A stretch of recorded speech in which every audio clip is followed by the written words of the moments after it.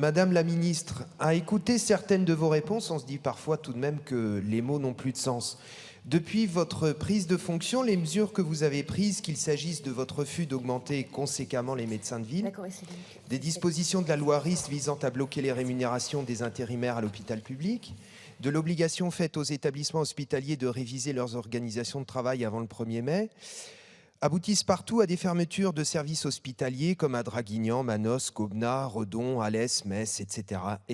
notamment les services d'urgence. Ou au mieux à des diminutions de lignes de garde, sans compter les personnels médicaux et non médicaux qui quittent définitivement la médecine, vous permettant ainsi ensuite de justifier la situation catastrophique par des réponses du type « on ne trouve personne à recruter ». Toutes ces mesures font que désormais en France, chaque année, l'espérance de vie de la population diminue à raison de 1 mois par an. C'est pourquoi, Madame la Ministre, une fois de plus, nous vous demandons de répondre à la revendication qui monte dans tous les hôpitaux, à savoir des lits, des bras pour l'hôpital.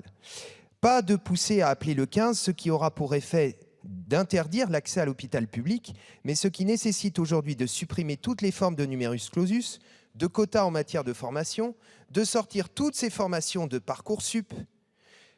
J'indique par exemple que la directrice du GHT qui est implantée dans ma circonscription m'indique, monsieur le député, il y a un avant et un après Parcoursup, une cohorte de 30 élèves infirmières avant Parcoursup, aujourd'hui 3 à peine, qui parfois ne finissent pas leur parcours. Et de rouvrir les milliers de lits d'hôpitaux fermés toutes ces dernières années. Je vous remercie.